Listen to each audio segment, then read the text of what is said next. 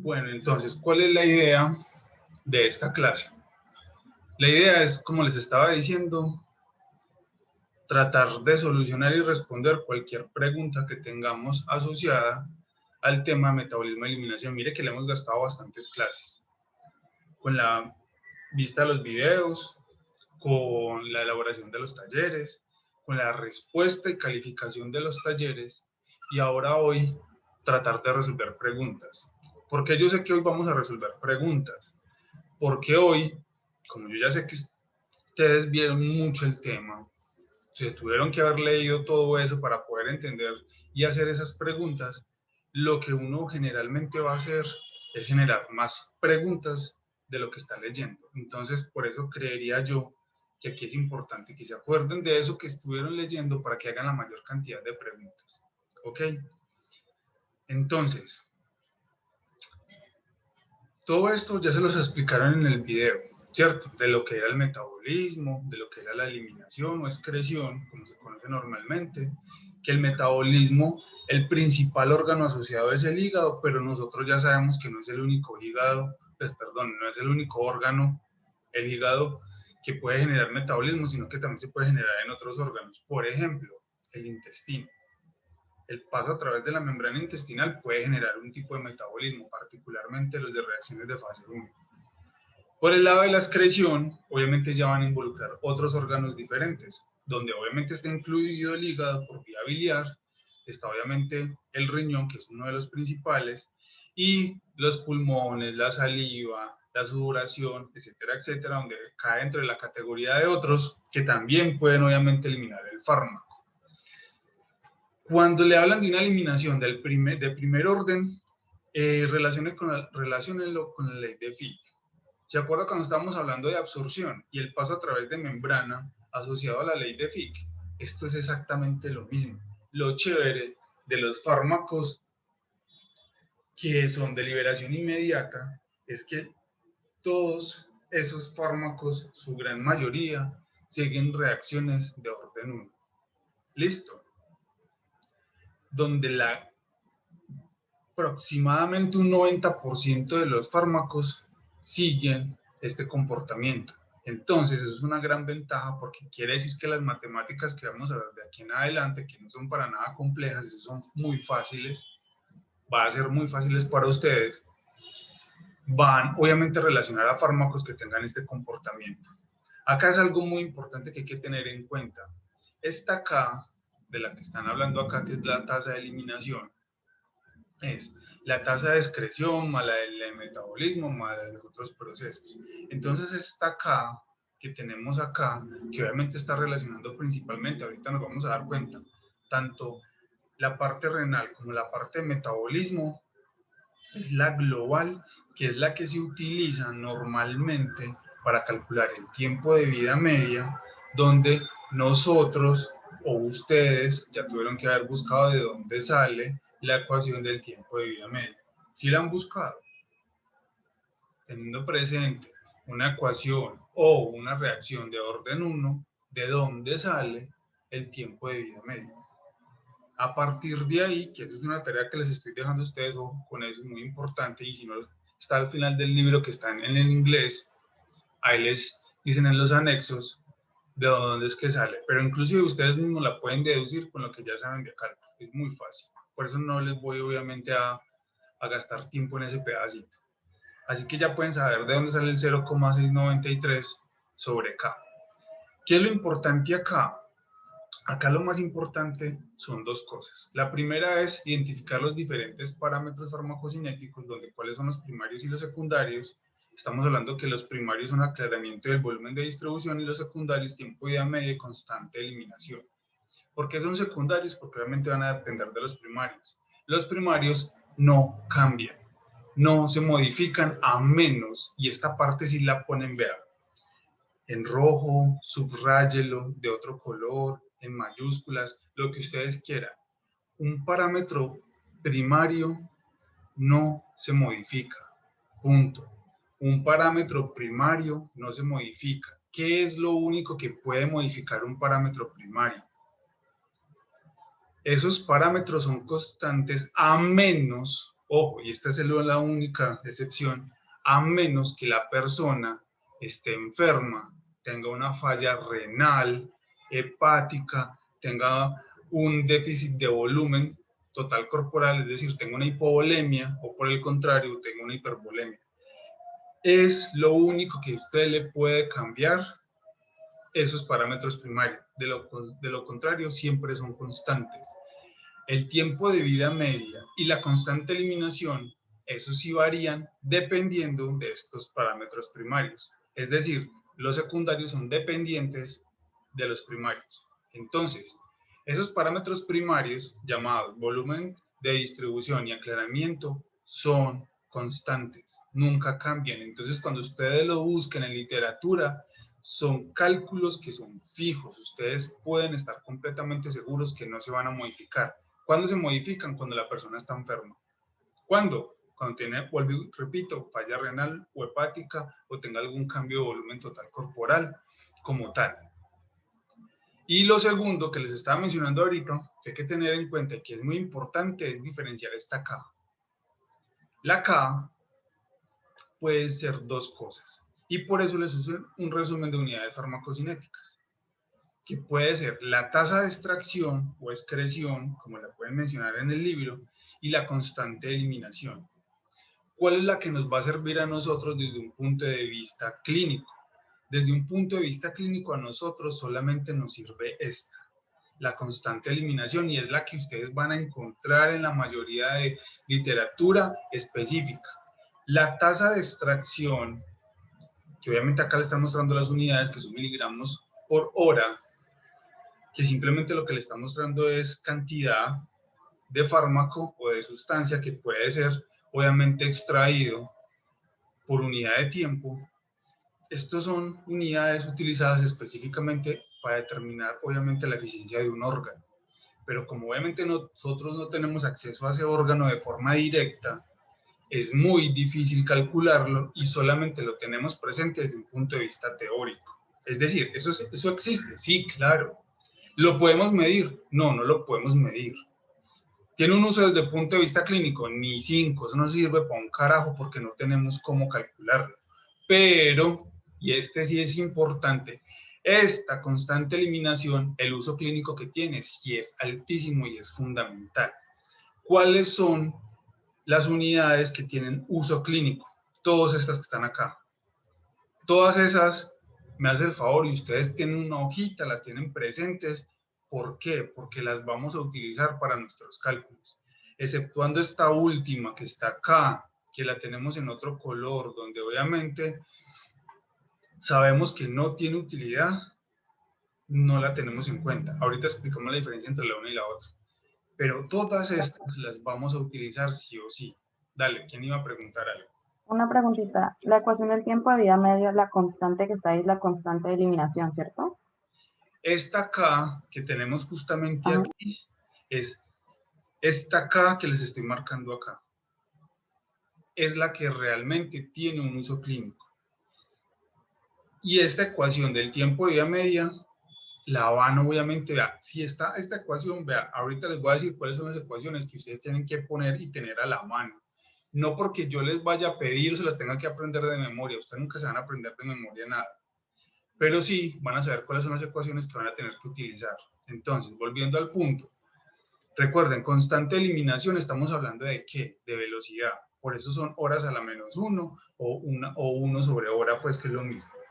¿Vale? Entonces, mucho cuidado con estas unidades. Aquí estamos hablando de una velocidad. Esta K, de la que mencionan en el libro, y es muy fácil uno confundirse entre ellas, esa K lo que va a relacionar es simplemente una tasa de extracción específica de un órgano. Y estamos hablando de unidad de masa por unidad de tiempo. Y esa no nos sirve porque no tenemos cómo usarla. ¿Ok? El aclaramiento, recuerden ustedes que estamos hablando de litros por hora. El volumen de distribución puede ser o en litros por kilogramo. Ya sabemos por qué. ¿Se acuerda cuando veíamos sobre 70? Listo. Que es el peso promedio de una persona. El tiempo de vida media, pues obviamente se da en horas. La concentración plasmática, recuerde que siempre o casi siempre está relacionada en miligramos por litro. las unidades son importantes, muchachos, ojo con esto.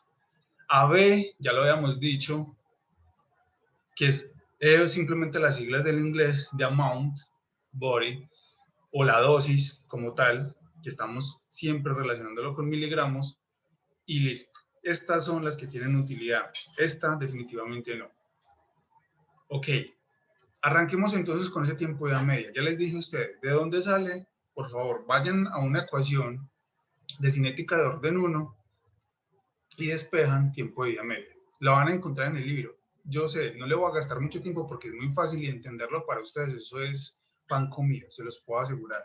Pero, de entrada, por favor, téngalo presente.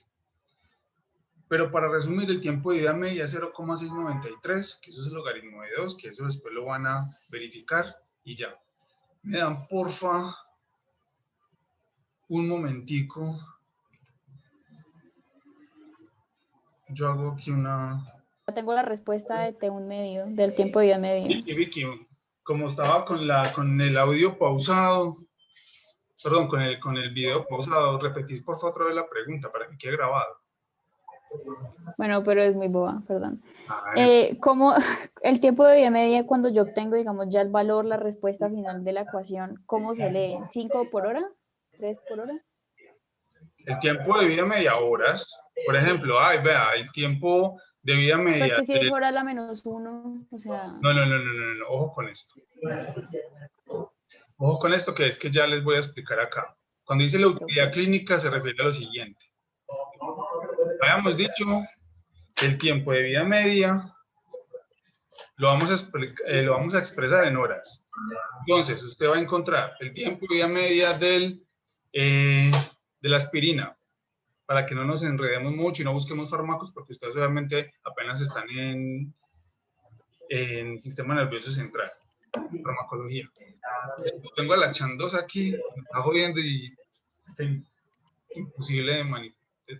Ok, volvamos.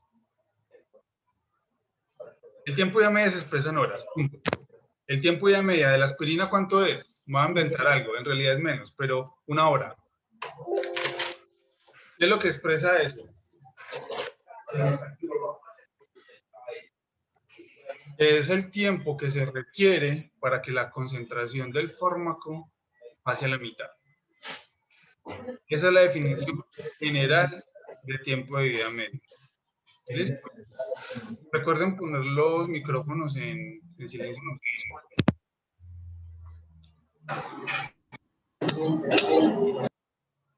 Ok, listo. Eso es tiempo de vida media. ¿Qué es lo que pasa con la constante eliminación, que son horas a la menos 1? Eso es acá lo que le quería mostrar a ustedes con esta diapositiva. La ecuación es esta. Tiempo de vida media es igual a 0,693 sobre K, donde K es la constante eliminación. Si a usted, por ejemplo, le dicen, vea, un fármaco tiene una constante eliminación de 0,1 horas a la menos 1.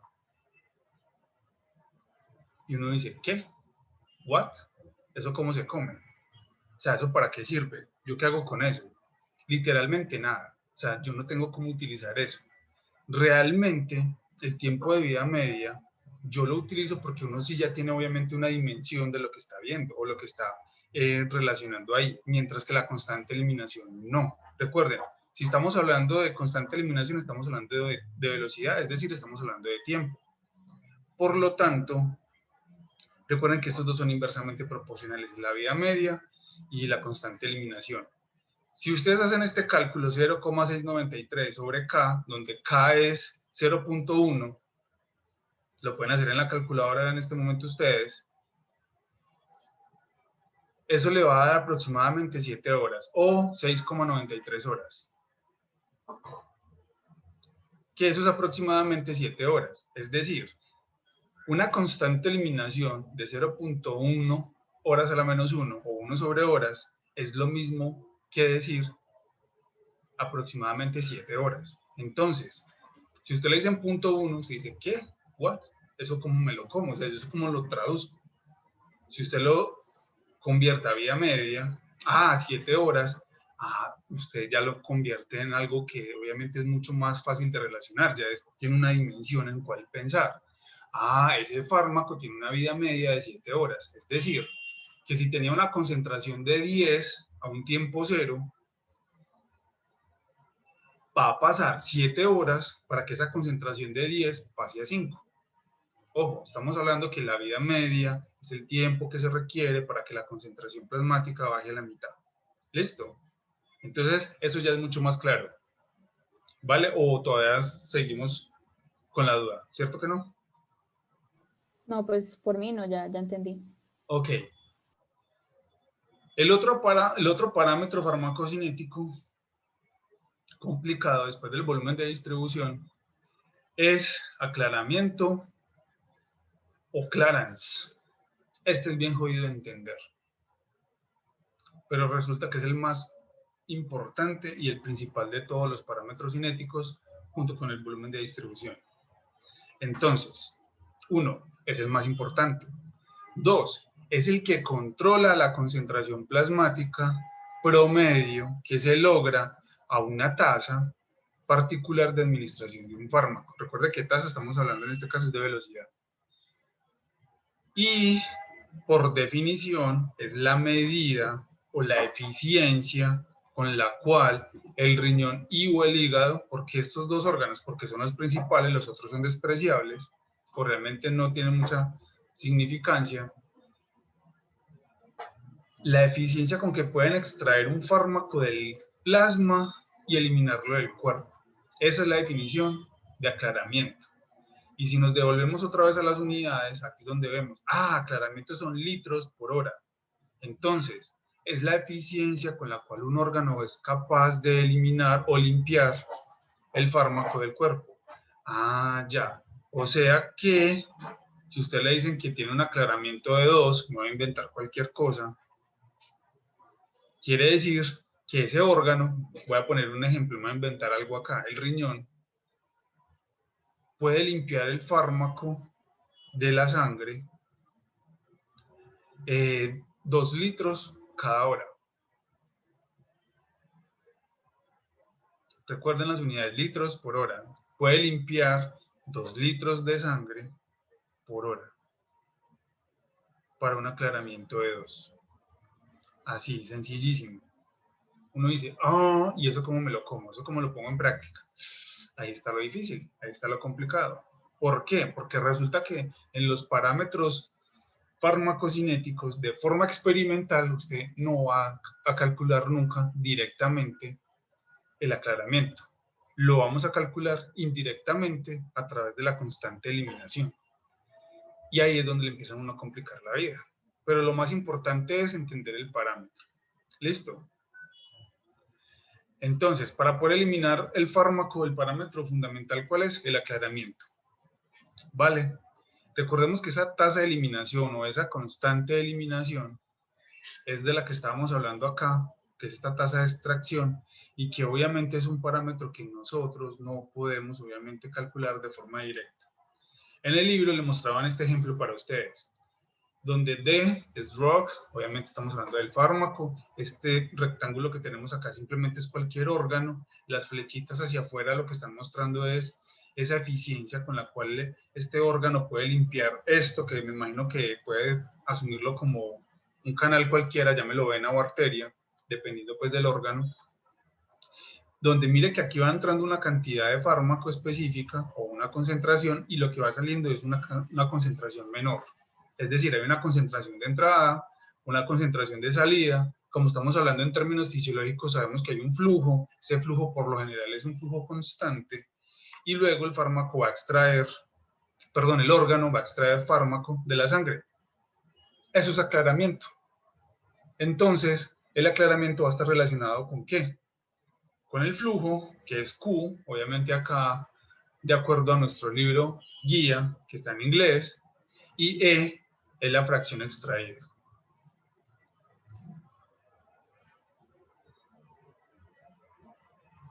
Entonces, como resultado, ya sabemos que aclaramiento ¿qué es? Es el proceso de eliminación expresado como en términos de volumen de sangre aclarada de fármaco por unidad de tiempo. ¿Listo? Nosotros, como obviamente podemos asumir un flujo constante, se puede calcular esa fracción extraída a partir de estos cálculos básicos que se encuentran acá, asumiendo obviamente que es una constante eliminación o que es una constante eliminación asociada a una cinética de orden 1. ¿Se acuerdan de F? Cuando veíamos como factor de biodisponibilidad y nos decían, vea, un fármaco se destruye un 20% en el estómago. Que nosotros decíamos, entonces en ese caso F equivalía a, ¿cuánto? A 0.8. ¿Se acuerdan de eso? Listo. E, en este caso es lo contrario, porque E ya como tal me está hablando de una fracción o una extracción como tal. Si E fuera 0.4, literalmente me está diciendo que el 40% del fármaco está siendo limpiado o extraído de la sangre. ¿Listo? Para poder explicar estas ecuaciones que están acá, está este ejemplo, donde obviamente ya lo que están mostrando es un flujo que es constante porque estamos hablando del cuerpo, condiciones fisiológicas, esto es un rectángulo cualquiera de un órgano cualquiera, hay una concentración de entrada y una concentración de salida, de entrada 200, de salida 140. Y a partir de estos cálculos y utilizando estas ecuaciones para determinar la tasa de entrada, la tasa de salida, la tasa de extracción, la fracción extraída y obviamente determinar el aclaramiento, para cada uno de ellos hacen estos cálculos. No voy a entrar en detalle para resolverlos porque eso estaba en el video anterior que yo les había dejado a ustedes. ¿Qué es lo que quiero que tengan en cuenta acá? Esto simplemente es un ejemplo. ¿Me sirve para algo, querido profesor? No, no me sirve para nada desde el punto de vista clínico. Me sirve para entender cómo es que funciona, para entender el concepto matemático como tal de la extracción o aclaramiento a partir de un órgano. ¿Y aclaramiento de qué? Del fármaco. ¿De dónde? De la sangre. Para que después sea eliminado. ¿Ok? Eso es lo importante. Entonces, a partir de unos datos básicos como el flujo y la concentración de entrada y la de salida, mire que acá determinan el aclaramiento. ¿Se dan cuenta? Que cuando ustedes calculan acá, mire que les está mostrando tasa de entrada, tasa de salida, tasa de extracción, y luego a partir de esa fracción que se extrae, determinan el aclaramiento, ¿cierto? Que están justamente relacionándolo con estas ecuaciones que las están mostrando acá, que como les digo, se encuentran en el libro y además también en el video anterior. Lo más importante aquí es que, imagínense ustedes que esto es el hígado, listo, lo que sea. Ese es el ejemplo del que estamos hablando. Ustedes, desde un punto de vista práctico, es decir, cojan una persona, ustedes van a determinar cuál es la concentración de entrada, para empezar, ¿cómo llega la sangre al hígado? ¿Por cuál ruta? ¿Cuál vía? ¿Cuál es el canal por el cual entra la sangre al hígado? ¿Por la vena porta? Listo. ¿Qué tamaño creen ustedes que tienen esa vena? Pues siempre los dibujitos es bastante gruesa. Eso es un tubo así, o sea, eso es una cosa enorme. Listo. Ahora imagínense que ustedes tengan que canalizar esa vena, es decir, tengan que abrir a una persona, ponerle una sonda en la entrada de la vena portal, una sonda a la salida, para poder calcular esta concentración de entrada y esta concentración de salida. Y el flujo nosotros lo podemos determinar y sabemos que es una constante porque eso ya está determinado hace mucho tiempo. Pero nada más para determinar la concentración. Díganme ustedes, ¿tiene algún sentido hacer eso en una persona? Realmente no. Ya me entienden cuando les digo que simplemente es un concepto para entender de dónde sale el aclaramiento. Lo digo por lo siguiente, porque cuando nosotros nos vayamos al final de toda esta carreta que les estoy echando, a la parte práctica, inclusive para calcular este aclaramiento, ni siquiera lo vamos a hacer como lo estamos viendo acá. Por eso yo les digo, ¿esto para qué les sirve? Para nada. Desde un punto de vista clínico no sirve para nada. Desde un punto de vista teórico, para entender qué es el aclaramiento, sí es importante. Porque cuando vayamos a la parte práctica, créanme que se van a embolatar. Entonces ahí va a ser mucho más fácil que lo entendamos desde acá. Entonces esto no tiene sentido práctico, pero sí tiene sentido desde el punto de vista teórico para entenderlo. ¿De dónde sale el aclaramiento total corporal? El aclaramiento total, o CL, del Clarence, es la sumatoria de cada uno de los aclaramientos de cada uno de los órganos. Ya los habíamos nombrado ahorita. Uno de los principales es el riñón, otro de los principales es el hígado, y los otros son ¿cuáles? Ya los había nombrado ahorita. Saliva, sudoración, la respiración por vía pulmonar y cualquier secreción lactancia, que son como los principales. ¿Cuál es el problema aquí de estos otros? Es que realmente la cantidad que pueden influir sobre el aclaramiento total es muy pequeña. Imagínense ustedes que tengan que esperar que puedan eliminar un fármaco solamente por leche materna en el caso de las mujeres. O sea, que si no está lactando, el fármaco va a permanecer en el cuerpo forever, ¿cierto? O sea, eso no tiene ningún sentido. Realmente los únicos dos órganos importantes acá son el riñón y el hígado. Esos son los principales órganos de eliminación. Siempre. Vamos a relacionar esos dos órganos, ¿vale? Entonces, por eso es que aquí el aclaramiento va a ser igual, o este aclaramiento total va a ser igual a la sumatoria del riñón y del hígado. Pero ¿qué es lo que pasa? ¿Se acuerdan lo que les estaba diciendo a ustedes de ponerle una sonda al hígado? Esa vaina es difícil, o sea, es que usted no lo puede hacer. Es que no tiene cómo, o sea, de que lo hacen, pues usted lo hace. Pero ¿quién se le va a ofrecer para que ustedes le hagan una cirugía compleja? Porque es que eso no es fácil, donde usted se puede sangrar fácilmente si no la hacen bien, para ponerle un par de sondas. Entonces, como eso no tiene ningún sentido, pensemos en el otro órgano. ¿Cuál es el otro órgano principal? El riñón. Piensen ustedes en un momento. Tenemos acceso a la entrada y a la salida del riñón, sin hacer demasiado daño. Piensen ustedes por un momento. O sea, sin ponerle una sonda así que vaya a matar a la persona. Sí, profe, la salida es súper fácil. ¿Cuál es la salida? Pues la orina. Perfecto. ¿Tuvo que ponerle una sonda o algo especial? No. Nada, solamente pongo una coquita y recoge todo y ya. ¿Y cuál sería entonces la entrada? Concentración plasmática, tal vez. Sangre, fácil. ¿Y usted cómo le puede tomar sangre a una persona? Que pele el brazo y ya, ¿sí o qué? Y eso es muy fácil. ¿Mató a la persona? ¿Le hizo algo raro? No. Muy diferente al hígado.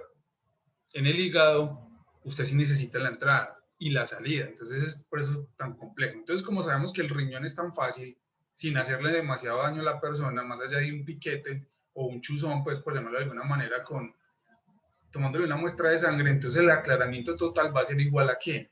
Al aclaramiento renal, que ese sabemos que sí lo podemos calcular fácilmente, más el aclaramiento no renal. Ah, pero ¿cómo así que no renal?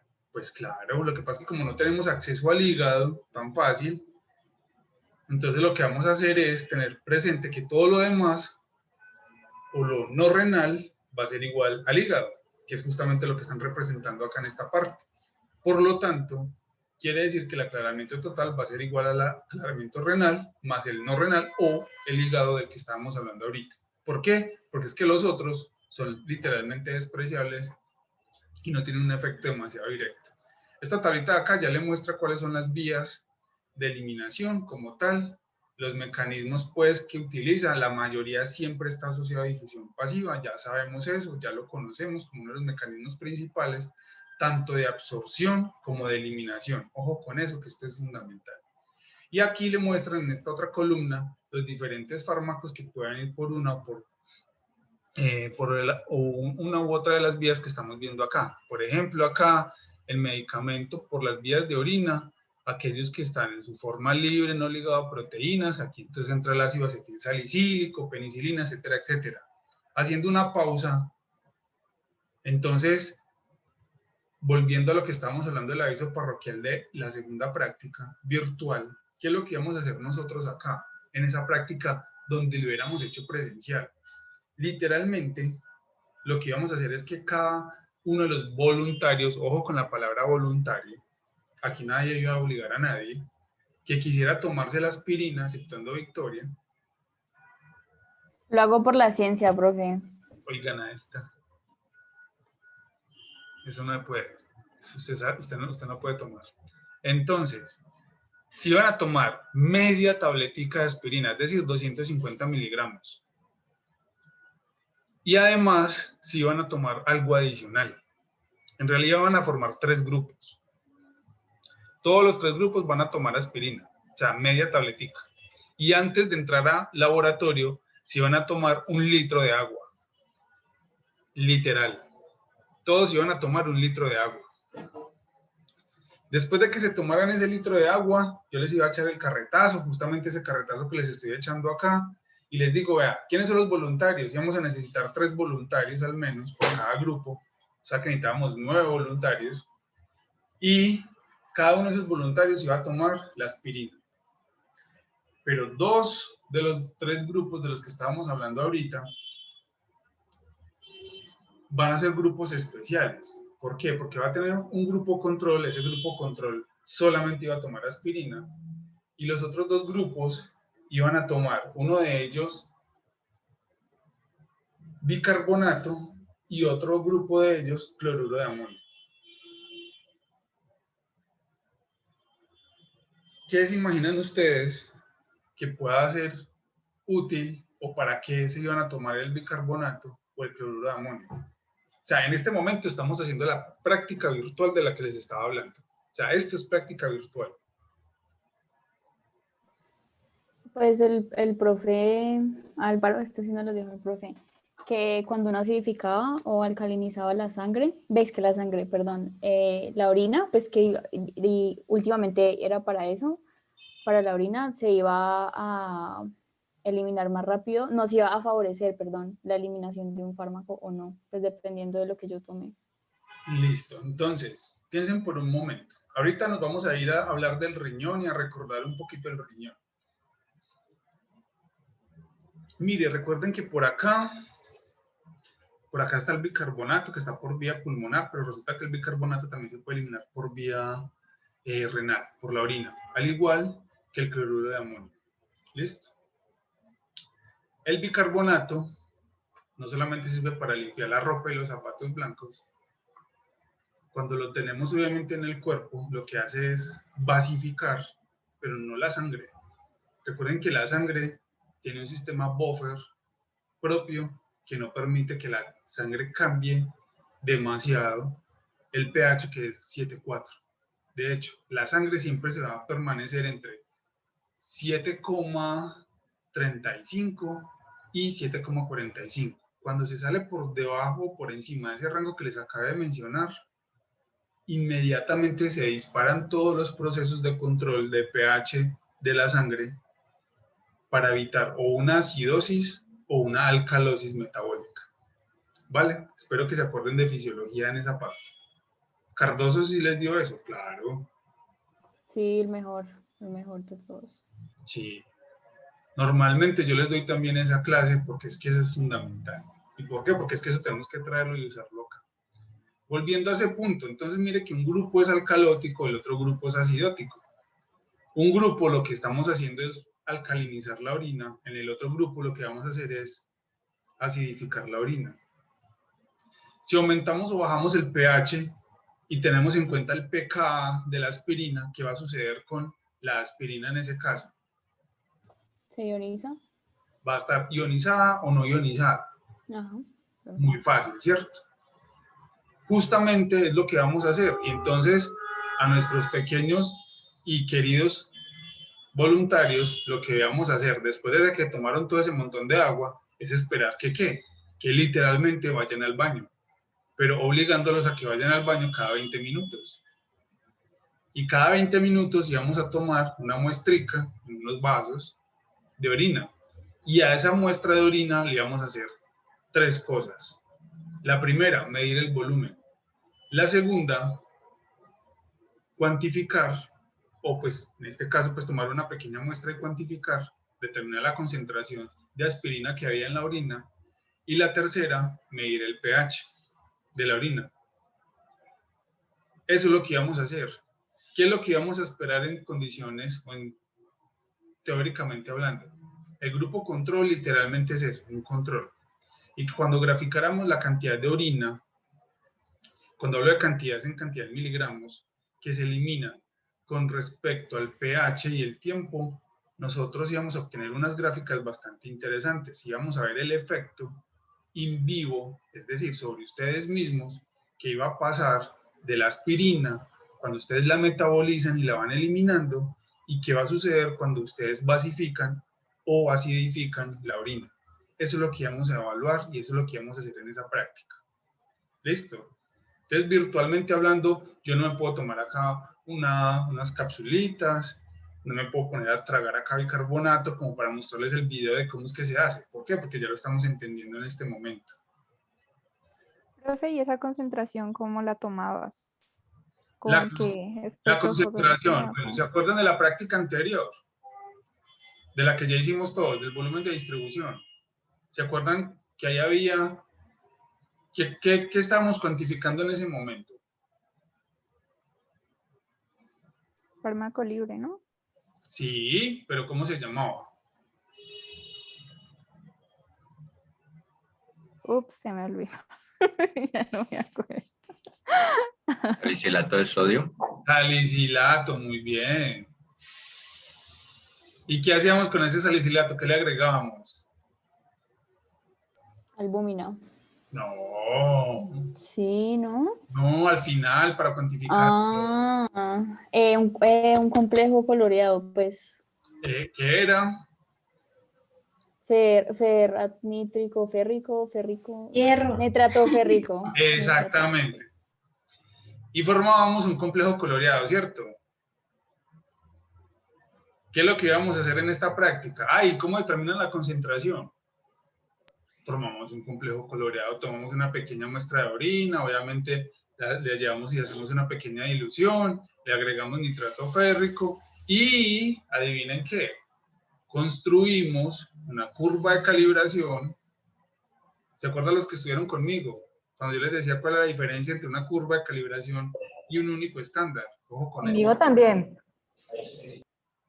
Entonces, construíamos una curva de calibración y cuantificábamos esa muestrecita que había en la orina. Ya saben cuál era la concentración porque tenían el volumen. ¿Se acuerda el volumen que habíamos medido en un principio de lo que orinó? Usted con la concentración tiene el volumen, obviamente saca la cantidad y lo convierte en miligramos. Y ya miligramos es la unidad que se iba a utilizar. ¿Usted sabe cuánto fue que se tomó? Claro, fueron 250. Entonces sabe que cuando usted orine no puede orinar más de 250. No tiene ningún sentido. Entonces, mire que en un momentico acá durante la clase, ¿qué fue lo que hicimos? Ya vimos. Una práctica de laboratorio, literal práctica donde hacíamos en vivo demostrando lo que estamos viendo, en este caso de este tema que estamos viendo, hecho en ustedes mismos, en sus cuerpos y cuantificándolo propiamente hablando como tal. ¿Qué es lo único que nos queda de esa práctica? Simplemente concluir que mirar qué es lo que sucedía con las gráficas, qué pasaba con el control, qué pasaba con los acidóticos, con los alcalóticos, y listo. Esa era la práctica virtual. ¿Qué es lo único que necesitamos para hacer y entender esa práctica virtual? Datos. Y la ventaja es que yo tengo muchos datos que he recolectado durante diferentes semestres que pues, se pueden utilizar y que son datos in vivo, es decir, datos en ustedes mismos. La pregunta acá del millón, haciendo un pequeño paréntesis, pero que igual es muy importante para lo siguiente es, como ya tuvimos en cuenta cuál es la práctica virtual, porque la acabamos de hacer, se las acabé de explicar, es, ¿la incluimos con el informe que le vamos a hacer a esta primera práctica o no? Tenemos dos opciones. La primera es, si entendimos el tema, es incluir los dos temas para el primer informe que debemos entregar.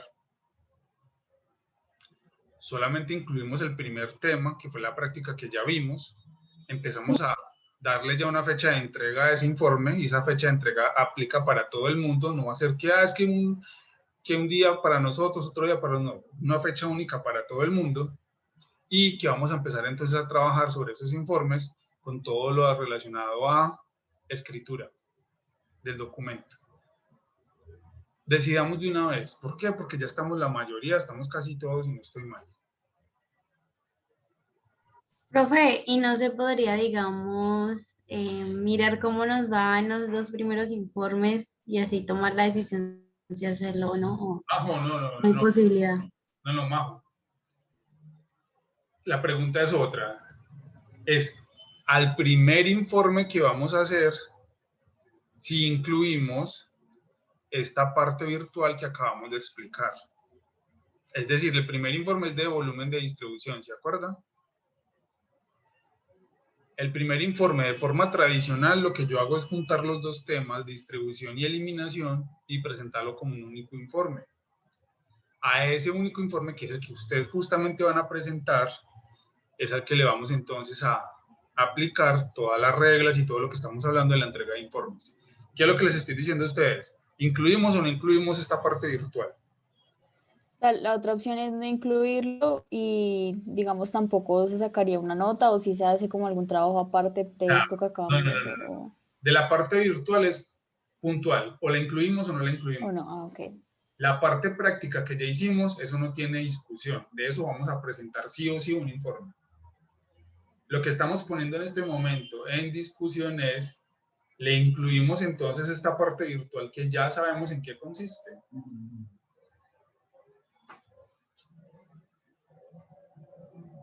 Ahí sí nadie opina. La pregunta es, ¿quieren entender mejor ese tema trabajándolo o ser más facilistas?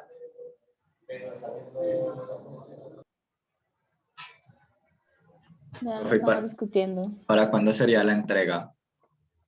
Pongámosle fecha de una vez. Yo creería que estaría bien. Venga, yo les miro aquí el cronograma. A más tardar deberíamos estar entregándolo el día 15. ¿La otra semana? Sí, apenas es. Para el informe, claro.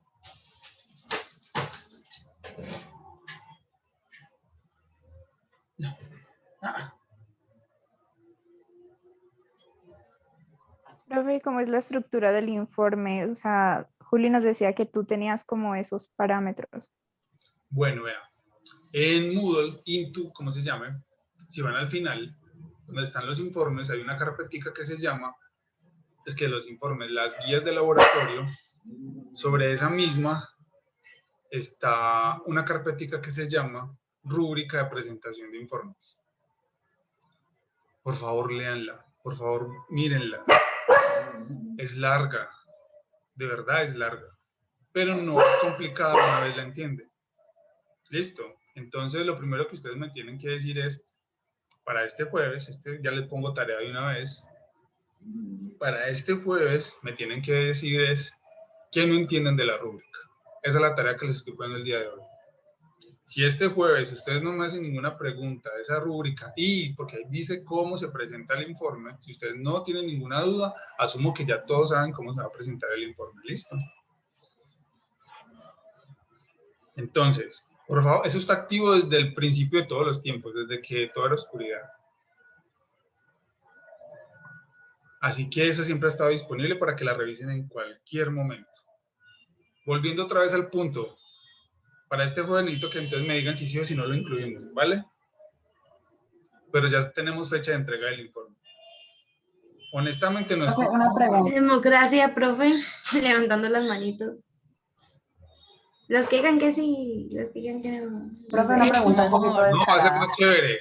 Resulta que es que esta segunda parte asociada, como, digamos lo que estamos hablando de 3 núcleos principales de los que estábamos hablando. El primero que ya pasó, el primer parcial. Este segundo se llama trabajo en grupo, no en equipos pequeños, en grupo como salón completo. Entonces, todo lo que vamos a hacer durante este pedazo, si se han dado cuenta, incluyendo el parcial, va a ser por salón. Ustedes mismos tomen las decisiones. Pónganse ustedes de acuerdo. Y listo, no pasa nada. ¿Vale? Profe, una pregunta. ¿La entrega que dices que es el 15, sería solo del primer laboratorio, ¿cierto? No, sí y no. ¿Cómo así que sí y no? Es la decisión de ustedes. Les estoy diciendo, ¿qué ¿Cómo quieren? así, bro? Igual los que no hemos hecho el otro laboratorio. Entonces, no sé. Tatiana, vean, otra vez para todos. ¿Qué incluye el primer informe? El primer informe solamente va a incluir o uno o dos temas. Cuando estamos hablando de un tema, estamos hablando de distribución. Cuando estamos hablando de dos temas, estamos hablando de distribución y eliminación, que es el virtual. La segunda práctica presencial, que en este caso sería la tercera práctica, eso es otra cosa por aparte. Ah, de eso estaba preguntando yo, profe. Como nosotros ya tuvimos, pues yo ya tuve laboratorio hoy. No sé si ya te refieres. Este laboratorio no tiene nada que ver con este primer informe. Ah, listo. Ya eso quedó claro para todos, todos, absolutamente todos. Eso es importante, muchachos. Es importante para saber si continúo con el tema que estamos viendo. Una preguntita un poquito descarada antes de empezar. Si decimos que no, ¿eso podría afectar de alguna manera la dificultad del parcial? Porque va a decir, o algo así. No, Isabel, o sea, eso no tiene ningún problema. Muchachos, la libertad es de ustedes, vean. ¿Cuál ha sido la premisa desde el principio del semestre que les contamos, le dijimos Juli y yo?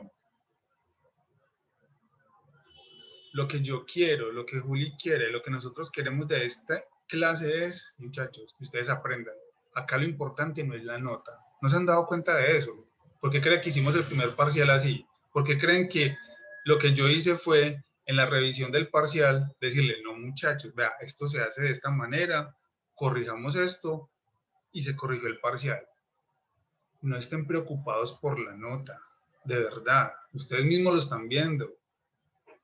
Lo más importante aquí, ¿qué es? Aprender.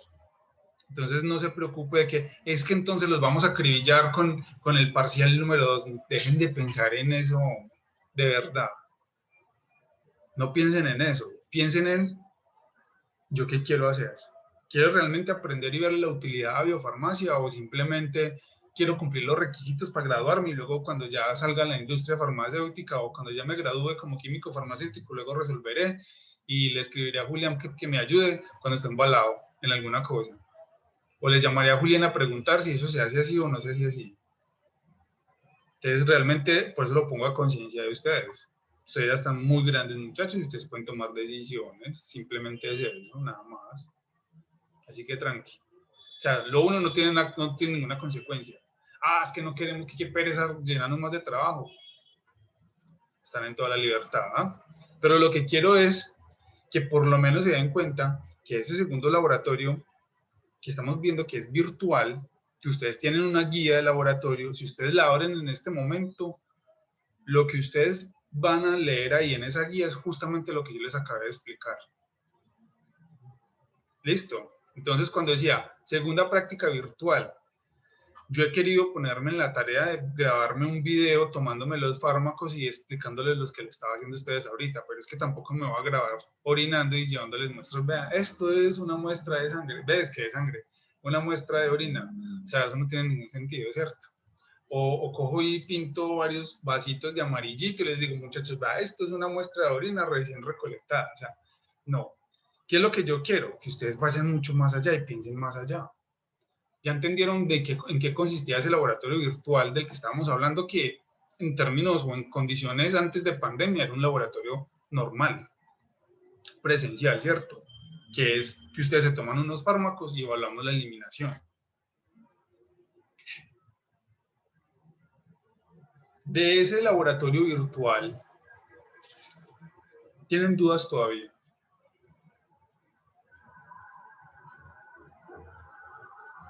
Independiente de que lo vayamos a tocar o no en los informes, eso no importa.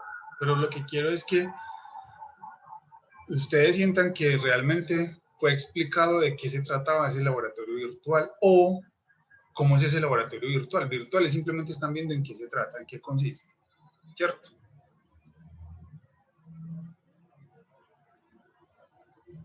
¿No tienen ninguna pregunta al respecto? Bueno, A mí entonces, me quedó claro. Cata, ¿qué? No, que a mí me quedó claro, profe. Yo creo que a otros De también. hecho, ahorita se los voy a complementar con algo que les voy a mostrar. Entonces, voy a continuar con el tema y cuando ya llegue a otra diapositiva, les voy a terminar entonces ya de globalizar lo del laboratorio virtual del que estábamos hablando. Volviendo entonces al tema y hablando de ecuaciones, ¿cuáles son esas ecuaciones que me van a relacionar? Excreción renal y metabolismo hepático como procesos de primer orden, tasa de eliminación y todo eso expresado como cinéticas de orden 1. Entonces, acá, ¿qué es lo que yo les quiero mostrar? Simplemente que a partir de entonces de estas expresiones, que la derivada de la cantidad del fármaco con respecto al tiempo va a ser igual a ¿qué? A una constante eliminación, que ya sabemos cuál es esta K, la K que sí es útil, que ya sabemos que sí, por una cantidad del fármaco, y que si la expresamos en términos de aclaramiento va a ser obviamente menos, porque estamos hablando de eliminación de la cantidad del fármaco con respecto al tiempo, de la derivada de la cantidad del fármaco con respecto al tiempo, que va a ser igual a un aclaramiento por esa concentración plasmática. Si yo igualo estas dos ecuaciones, obviamente me queda esta expresión de la que estamos hablando acá, y sabemos que la cantidad del fármaco, por esa primera ecuación que ya conocemos de volumen de distribución es igual a ¿qué? ¿Sí se acuerdan? Es igual a dosis sobre CP. Ya hemos dicho que AB era dosis en las expresiones que estábamos viendo del libro. Entonces, reemplazamos en este AB que tenemos acá, CP por volumen de distribución, justamente nos queda esta expresión de arriba. Lo que hacemos es, obviamente, cancelar concentración plasmática, despejamos para constante eliminación, y esta es una ecuación que ustedes van a ponerla en rojo, en resaltador, en otro color, no me importa, pero la tienen que tener presente sí o sí. Cuando digo sí o sí, es sí o sí. La primera ecuación por allá atrás era la del volumen de distribución, esa nunca se les puede perder. La segunda, le hice una tablita que les mostré al principio de estas diapositivas, donde estaban las expresiones y las unidades de cada uno de esos parámetros cinéticos. Y ahora vamos a agregar la de la constante eliminación, que me relaciona aclaramiento y volumen de distribución. Y si yo la quiero relacionar adicional con el tiempo de vida media, ya conocemos la otra ecuación del tiempo de vida media, donde reemplazamos K por esta vida media, obviamente teniéndola presente acá, y la vida media entonces, despejándola para ella, queda igual a 0,693 por el volumen de distribución sobre el aclaramiento. Una pregunta. Sí. Ese aclaramiento es el aclaramiento total, que es la suma del aclaramiento, era el renal más el no renal, ¿cierto? Sí. Y ese aclaramiento total, o sea, me puse a pensar, y ese aclaramiento pues renal, pues lo podemos calcular, y el total, ¿cómo es que se calculaba? ¿O no El se total calcula? corporal es la sumatoria de todos. Sí, pero digamos el primero lo tenemos, que es el renal, y el no renal, Ya ¿cómo vamos se para calcula? allá. Ok. Entonces, ya vamos para allá. Primero, terminamos las ecuaciones. Estas ecuaciones nuevamente siguen siendo teóricas, pero que tienen toda la utilidad práctica. Estas ecuaciones, muchachos, vea estas dos, enciérrelas, póngale en otro color, póngale resaltador, póngale rojo, amarillo, o sea, no sé, pero por favor, téngalas ahí a la mano. No sé, conviértanlas en una parte por allá del cuaderno donde tengan las ecuaciones separadas, no me importa, o sea, todas estas ecuaciones son no fundamentales, son importantes, son muy, muy, muy importantes que la tengan a la mano, porque las vamos a usar, sí o sí las vamos a usar, sí o sí las vamos a usar. ¿Cómo las interpretamos? ¿Cómo lo vemos? Por ejemplo, hay que tener presente lo siguiente. ¿Cuál era la definición de aclaramiento? ¿Se acuerdan? La medida de la eficiencia que tiene un órgano para eliminar un fármaco. Listo, entonces, si acá esto está en amarillo, pilas con esto. El aclaramiento no es la medida de la tasa de eliminación de un fármaco. Ojo con esto. ¿Esto qué es lo que era? Era esa K que no tiene ninguna utilidad de la que hablábamos en un principio. ¿Listo? Entonces no confundan esa K con el aclaramiento. Eso es importante porque esa frase casualmente les puede salir por ahí en algún lado, en algún parcial. Ok, tenemos 2 fármacos. ¿Listo? Y sucede lo siguiente. Resulta que tenemos acá 2, uno es el diltiazem y el otro es la felodipina, y los dos tienen un aclaramiento que es exactamente igual. ¿Vale? Sin embargo, el segundo fármaco tiene la vida media mucho más larga que el primer fármaco. Fármaco 1, digamos que tiene una vida media de 2 horas. El fármaco 2 tiene exactamente el mismo aclaramiento, exactamente el mismo, pero la vida media es de 8 horas. ¿Cómo es eso posible? ¿Cómo es posible que si 2 fármacos tienen el mismo aclaramiento, la vida media de uno sea mucho más larga o mucho más grande que el de la otra? Cuando estamos hablando de vida media es el tiempo que se requiere para que la concentración plasmática baje la mitad, y casi siempre estamos asociando esa vida media con una forma indirecta de eliminación. ¿Listo? ¿Cómo es la única posibilidad para yo poder explicar ese fenómeno? Sería que sus cinéticas son diferentes, que pueden tener diferente orden. Profe, o pues no sé si miramos las ecuaciones, o sea, netamente los valores del volumen de distribución, pues que es como lo único que nos falta por entender. Exactamente. ¿Se acuerda cuando yo por allá en un principio les dije factores primarios y secundarios, cierto? ¿Y qué les dije yo? El volumen de distribución y el aclaramiento. Son parámetros farmacocinéticos que no van a modificarse bajo ninguna circunstancia. Uno no modifica al otro, ojo con esto, y lo único que les va a modificar es que usted esté enfermo, que tenga una falla renal, una falla hepática, tenga un cambio de volumen, de resto son constantes.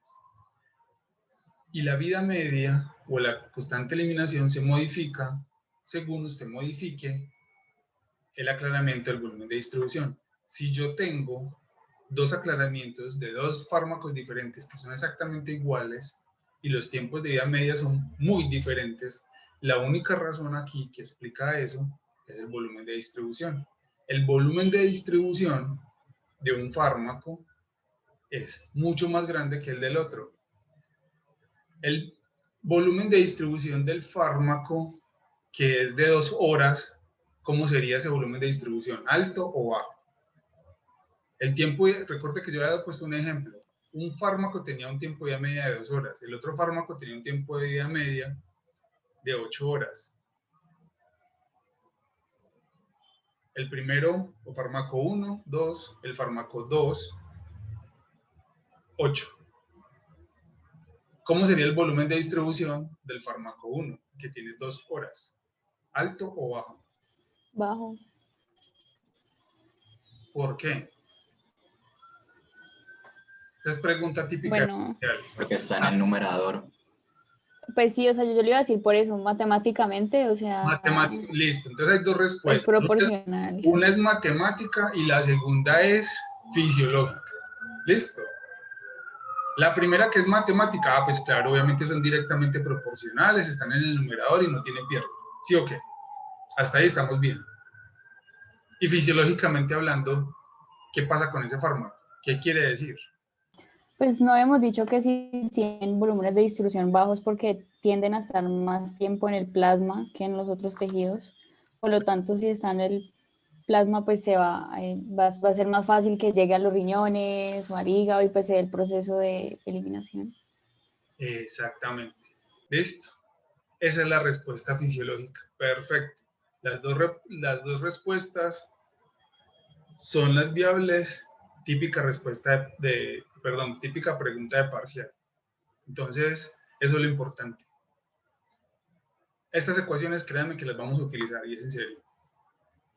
Ok, entonces eliminación es la excreción de un compuesto, metabolito o fármaco inalterado del cuerpo mediante un proceso renal, biliar o pulmonar. La pregunta acá sería, ¿qué diferencia entre excreción y eliminación? ¿Qué creen ustedes que sea la diferencia entre excreción y eliminación? Lo digo porque cuando uno pinta el ADME, ¿cierto? Absorción, distribución, metabolismo y eliminación, esa eliminación en los libros uno la encuentra de las dos maneras, como eliminación o excreción. ¿Cuál creen ustedes que sea la diferencia entre eliminación y excreción? Excreción no es uno de los métodos de eliminación.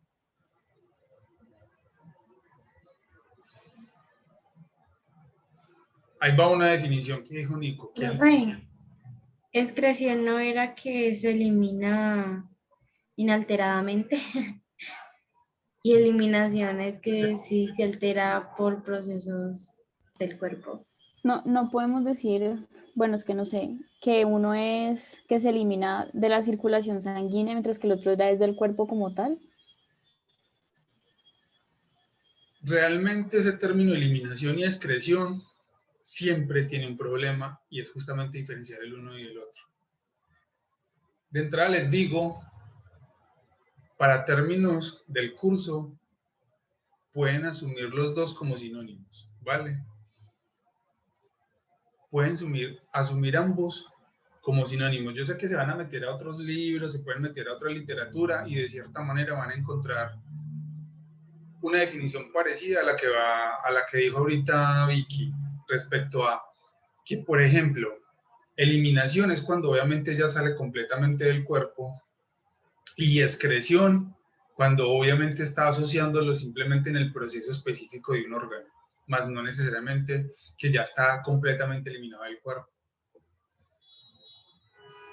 Realmente son muy parecidos, realmente para mí no hay mayor diferencia y como aquí lo que nos interesa es tener un sentido práctico que podamos utilizar para comprender, eliminación o excreción, en nuestro caso lo vamos a tomar como sinónimos para el caso específico de farmacocinética. ¿Listo? Ahí no hay ninguna diferencia y no nos vamos a complicar la vida con eso. Pero, ¿cuál es la diferencia entre eliminación y aclaramiento?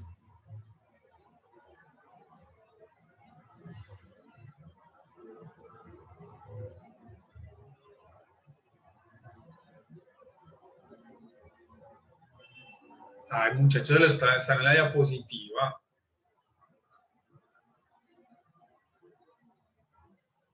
Pues aclaramiento es lo que estamos diciendo, es como la eficiencia y eliminación es como una cantidad, es como eso se está eliminando, no sé.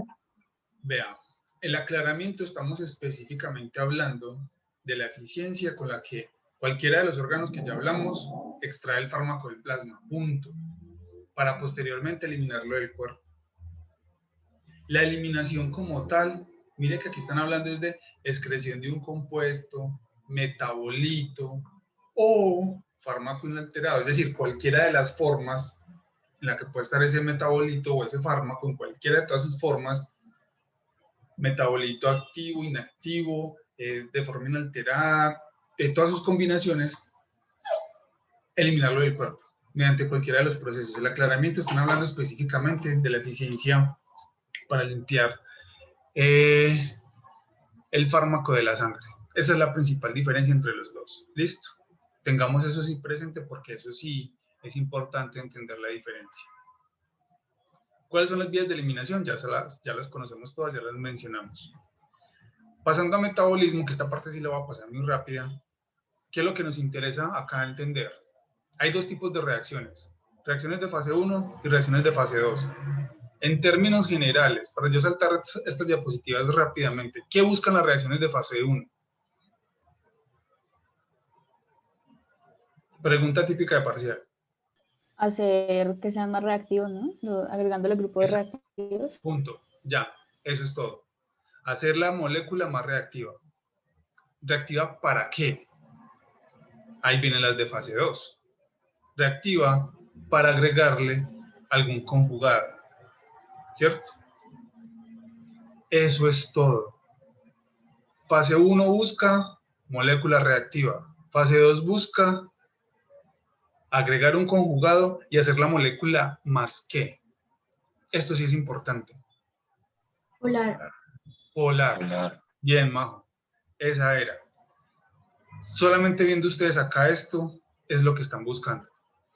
¿Para qué la queremos hacerla polar? ¿Qué se está buscando con convertirla en una molécula muy polar? Para que se elimine fácilmente por la orina. Se disminuye la reabsorción.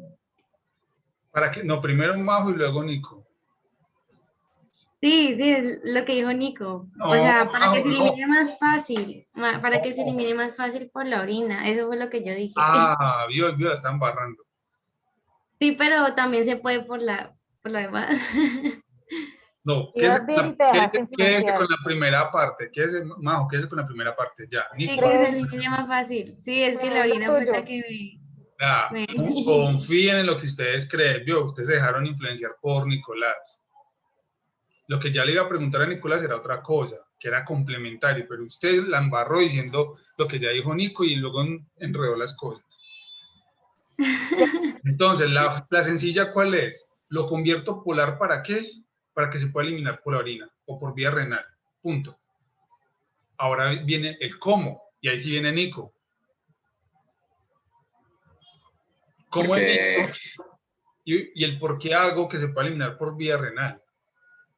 porque al ser más polar va a disminuir la reabsorción tubular. Ya, déjela hasta ahí. Punto. Ya. Ah, Excelente. Déjela hasta ahí. Con esos dos conceptos nos vamos a quedar, que son concluyentes para lo que necesitamos. ¿Listo? Todo lo que viene acá es adorno general, que son las reacciones de fase 1, que suelen ser oxidaciones, reducciones, hidrólisis, bla, bla, bla. Que realmente son, o generalmente son realizados por citocromo P450, que las moléculas, que las proteínas de la citocromo o estas enzimas de la superfamilia son grandes, entre 45 a 60 kilodaltons, o lo que es lo mismo, 45 o 60.000 daltons. O sea, son moléculas alguito parecidas en tamaño a la albúmina, son enormes. Son isoenzimas que pueden catalizar una misma reacción. Estas son algunas de las reacciones de la fase 1, que son hidroxilaciones, N-oxidaciones, deshalogenación. Esto no nos vamos a centrar a hablar de esto porque eso ustedes ya lo vieron en materias y en cursos anteriores al principio de la carrera. Que de la superfamilia, entonces, hay 13 familias que van de la 1 a la 13, que comparten ciertos tamaños de los aminoácidos, en particular un 40%. Luego vienen las subfamilias que son A, B, C, D, etcétera, etcétera, que ya comparten más del 55% de esos aminoácidos. Y luego, ya específicos, hay 60 isoenzimas, donde las más importantes, y estas sí las necesitamos nosotros, no aprendérnoslas, pero sí tenerlas muy presentes, porque las vamos obviamente a conocer muchísimo. Cuando hablo muchísimo, es realmente muchísimo. Es porque son muy abundantes y porque son específicas para muchísimos fármacos que utilizamos día a día. Entonces está que como llaman ustedes, la CYP, yo digo la citocromo P, la 1A2, la 2E9, la 2E19, esa no es tan conocida, pero la 2D6 es fundamental, la 3A4 es fundamental, la 1A2 es fundamental. O sea, esas isoenzimas son muy abundantes y son demasiado importantes y metabolizan demasiados fármacos. Estos son algunos ejemplos de fármacos. Cuéntame. Perdón, es que te iba a hacer una pregunta ahorita, pero se me pasó. Es que en el libro hablaban de los profármacos.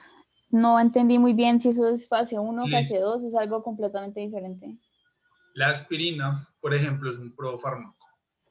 Un profármaco simplemente es un fármaco que tiene que ser metabolizado por vía hepática en reacciones de fase 1 para que el metabolito intermedio que quede, sea la forma activa del fármaco. El ejemplo más claro acá es la aspirina de la que estamos hablando, el ácido acetil salicílico. Que inclusive cuando yo estuve en clase, en el laboratorio con ustedes, se los contaba. Este fármaco, cuando tiene reacción de fase 1, se convierte en ácido salicílico o salicilato. Y este salicilato es el que realmente tiene un efecto farmacológico. La aspirina, ¿qué es lo que buscamos cuando le metemos ese acetilo? buscamos dos cosas. Disminuir efectos adversos. Farmacológicamente disminuir efectos adversos, y eso yo se lo conté a ustedes en el laboratorio. Y la segunda, desde un punto de vista farmacotécnico, Dejar pues que llegue hasta su lugar para que se active, ¿no? Pues que no se pierda, no sé. no, estabilizar la molécula. Ah, ok. La estabiliza para que obviamente su vida media, cuando estamos hablando de la vida media, ay, pues madre, cuando uno le pone caducidad. Tiempo en aquel. Vida útil. Eso, para que la vida útil sea más larga. Así se estabiliza, porque obviamente el ácido salicílico puede reaccionar muy fácilmente con la humedad, porque es bastante higroscópico y se inactiva muy fácilmente. Listo, entonces, muchos profármacos están buscando eso. Y ahorita yo hago también un paréntesis, ya que estamos hablando de la CGP. Ese también será una columnita nueva que se nos va a agregar en nuestra ficha. Entonces, para que vayan y revisen en sus medicamentos si es metabolizado por alguna de esas CGPs. Para que no se nos olvide que tenemos ese trabajito ahí en curso. Vea, inclusive acá ya los voy ayudando porque eso es muy fácil de encontrar. Créanme que esa partecita que dice Juli es muy fácil de encontrar. Por lo menos estamos hablando de la CYP, ni siquiera le estamos hablando del conjugado. De entrada les digo, el conjugado en la mayoría de los casos es glucoronidación. En la mayoría, no en todos, pero sí en muchos. Listo. Entonces, esa parte corresponde a reacciones de fase 1. Y las reacciones de fase 2 son no dependientes de la citocromo P, son obviamente conjugaciones, en donde obviamente hay otras enzimas asociadas, y dependiendo entonces de el tipo de conjugada, pues está una enzima asociada a esa. Por ejemplo, en el caso de la glucoronidación o el glucorónido, es por la UDP, glucoronosiltransferasas, etcétera, etcétera. ¿Vale? Entonces, simplemente lo que estamos haciendo aquí con esto es hacer la molécula mucho más polar. Con eso nos tenemos que quedar. ¿Vale? Estas son algunas de las enzimas de las que estábamos hablando ahorita. Este es el tipo de reacción y el conjugado del que estábamos hablando, el grupo funcional con el cual reaccionan y el mecanismo como tal que les estaba comentando ahorita. Esto es lo de los profármacos del que estaban preguntando ahorita Vicky, y ya nos podemos saltar directamente a el aclaramiento, diferenciando aclaramiento renal del aclaramiento hepático. Para que vayamos específicamente hablando del aclaramiento hepático, nosotros sabemos que el aclaramiento hepático, mire que la grafiquita es la misma que vimos en un principio, ¿se acuerdan? ¿Cuál es la única diferencia acá? Que es que esta M está asociada a metabolismo, ¿cierto? Y el metabolismo, acabamos de ver que está asociado ¿a qué? A enzimas. Y como estamos asociándolo a enzimas, obviamente sabemos que las enzimas no son infinitas. Y como las enzimas no son infinitas, hay una ecuación que casi siempre está relacionando una reacción enzimática. Y ustedes la vieron en bioquímica, si no estoy mal, ¿cierto? Y eso está dado por la ecuación de Micaelis. Exacto. Michaelis-Menten. Entonces, aquí hay que agregar una constante de disociación, un volumen máximo y todo obviamente los asociados. ¿Qué es lo que va a pasar acá? Simplemente esto es para explicar que como son reacciones enzimáticas, obviamente son saturables. Esto es importante tenerlo presente. Al ser saturables, obviamente esta velocidad va a depender muchísimo de cada enzima. Por eso, simplemente aquí, cuando ustedes vieron bioquímica, entendieron, y inclusive creo que hay una práctica o algunas prácticas de laboratorio donde lo ven, ¿cierto que sí? ¿Cuáles hicieron ustedes en bioquímica? Yo me acuerdo cuando yo hice bioquímica que me hicieron llevar el banano o una manzana o una pera, y a partir de eso se hacía la práctica. ¿Ustedes qué les tocó hacer? Pues ya le entregaron la enzima pura y hermosa. Pero no me acuerdo. Yo no me acuerdo que nos tocó escupir en un tarrito. Con la escupa, ajá. ¿Qué es el carrito? Sí, con la escupa. Ah, bueno. Escupir en un tarrito. Escupirlo. Pero la escupa no era para aislar el ADN. Ni me acuerdo, la verdad. Pero la de las copas usted puede evaluar amilasas también. Fue en segundo. sea, Ah, pero no fue esa. Ah, el femilasa, sí. Entonces Sí, la sí, escupa. fue esa. No, Escupir en un tubito. yo ni siquiera me sé cuáles son las prácticas que hacen por allá, pero obviamente asumo, pero bueno, en fin. Del aclaramiento hepático, solamente voy a nombrar algo que para ustedes en clínica sí va a ser importante. ¿Por qué? Porque casi siempre lo va a mencionar en la ficha técnica del medicamento y que tiene un uso práctico desde el punto de vista clínico. Entonces, el aclaramiento hepático va a depender de, uno, unión a las proteínas plasmáticas, ya lo vimos ahorita que eso se puede inclusive calcular con la ecuación de Michaelis-Menten. Lo segundo es un aclaramiento intrínseco y lo tercero es un flujo sanguíneo. Y aquí vamos para allá, para la segunda y la tercera parte. La unión a proteínas, pues, no tiene ninguna explicación, ustedes ya saben. Si un fármaco está unido a una proteína plasmática, ¿qué va a suceder a nivel hepático?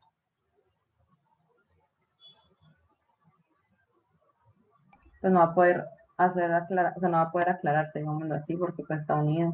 Exacto. ¿Recuerdan de la premisa que habíamos dicho hace un montón de tiempo? Si el fármaco no está en su forma libre, el fármaco no se puede metabolizar, no se puede eliminar, no se puede difundir hacia otros tejidos, nada. Si está unido a proteínas plasmáticas, está unido a proteínas plasmáticas y punto, y se queda en el plasma, para de contar. Eso es lo que va a suceder. Entonces ahí no hay que explicar nada más. Aclaramiento intrínseco está asociado específicamente a la capacidad inherente de esas enzimas para metabolizar ese fármaco. ¿Listo? Simplemente es eso. O me gusta muchísimo y me lo devoro de una, o no me gusta mucho y lo voy haciendo de a poquitos. Yo casi siempre lo relaciono con comida. Imagínese alguna comida que a usted le encante e imagínese algún alimento que a usted no le guste ya mucho. ¿Listo? Pongan un ejemplo de una comida o un alimento que a la gran mayoría, no a todos, yo sé que algunos van a decir, a mí no me gusta, yo soy vegano, o alguna de esas vainas, que a la mayoría le guste sí o sí. Sí o sí le guste. Chocolate. Sea blanco o negro. Listo. ¿Cuál otro? La salchipapa. A todo el mundo le gusta de alguna manera. O a la mayoría, ¿sí o qué? Sí, confirmo. Sí. Con maicitos, queso. Cuando vamos. Esas combinaciones, pues ya entendimos el ejemplo, listo. Ahora denme un ejemplo que no les guste o que les guste muy poquito. Uy, esa es La asquerosa. changua. Los tuyucos. El brócoli. Uy, Las los cebollas. uyucos. La Las- changua. Para mí la Guanábana. changua es cruda. No, ¿y cómo le va a poner la...? No. Usted está diciendo otra ¿El cosa. changua? La changua, eso ni siquiera debería de ser comida. O sea, es agua Una, con una especie de desayuno rolo. Y yo Fruta de sé que leche. me va a brincar aquí un rolo, o los rolos me van a brincar, pero no me importa. Es Eso es mis un gustos. remedio de desayuno y todo. Además, uno cómo va a desayunar una sopa, ¿no? ¿Cómo así? No, pero ¿Es yo sí, una sopa? yo sí te puedo desayunar con un caldo de costilla. Un No, día de tampoco. guayabo. La persona es diferente. Te prefiero Ay, un es que poquito de vaya pollo. diferente, Pero por listo. favor. Entonces asocian ese aclaramiento intrínseco con soy muy afín, me gusta mucho o no me gusta. Punto. Ya tenemos eso claro, listo. Entonces, me gusta mucho, aclaramiento intrínseco alto. Me gusta poco, aclaramiento intrínseco bajo. ¿Estamos claros con eso? ¿Cierto que sí? ¿Alguno que me diga Sí, así? profe. Listo. Sí, profe. Ahora, eso lo vamos a asociar con la tercera parte y esto es lo que yo les estaba diciendo, que ustedes iban a encontrar en la literatura asociado específicamente a casos clínicos que pues, se presentan, y lo sé porque créanme que lo sé. Cuando ya le metemos y combinamos este aclaramiento intrínseco con el flujo de sangre, sucede lo siguiente, y aquí van a encontrar estos dos términos, aclaramiento no restrictivo y aclaramiento restrictivo. Ojo que esta parte sí es útil en la vida profesional de ustedes. ¿Qué significa un aclaramiento no restrictivo? Cuando yo combino ese aclaramiento intrínseco con el flujo, es cuando yo los voy a llamar o flujo dependiente o flujo independiente. ¿Cómo así? Cuando son aclaramientos no restrictivos tienen una alta extracción. Es decir, si el flujo cambia, si el flujo aumenta, la extracción aumenta. ¿Por qué? Cuando ponían el ejemplo del chocolate, de las salchipapas, de lo demás,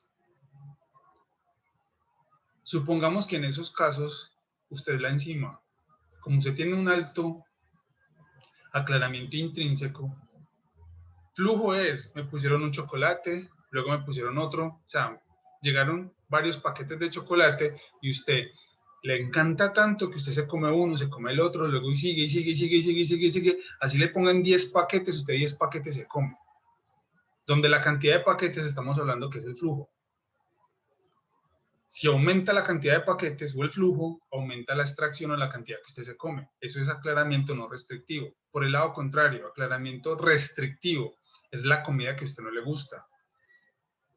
Aclaramiento intrínseco es bajo, a usted no, le parece maluco. Lo que yo decía ahorita, o lo que ustedes ponen ejemplo, que el brócoli, en mi caso, cebolla cruda, a mí no me gusta la cebolla cruda.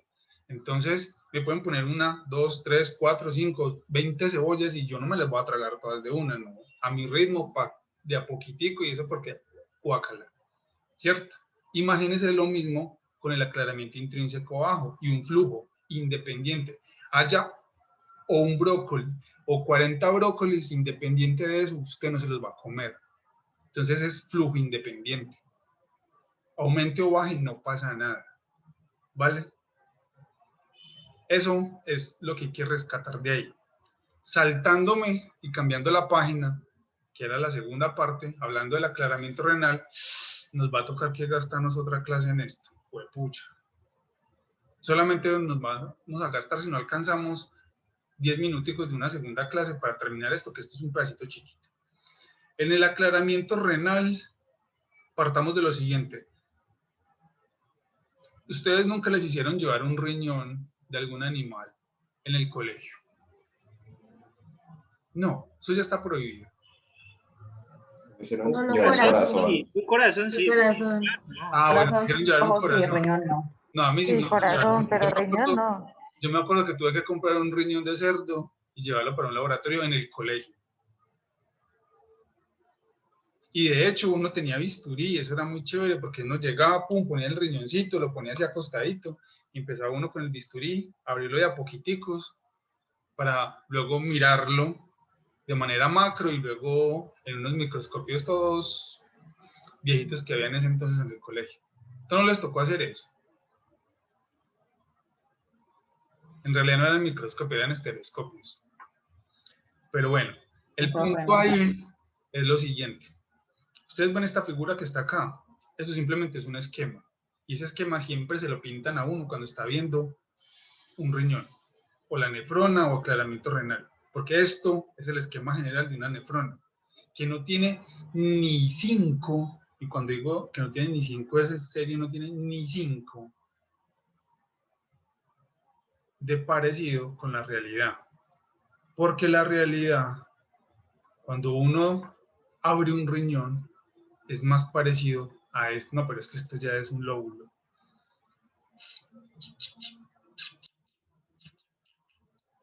¿Dónde está? ¿Dónde está? ¿Dónde está? ¿Dónde está? ¿Dónde está? No, estos son...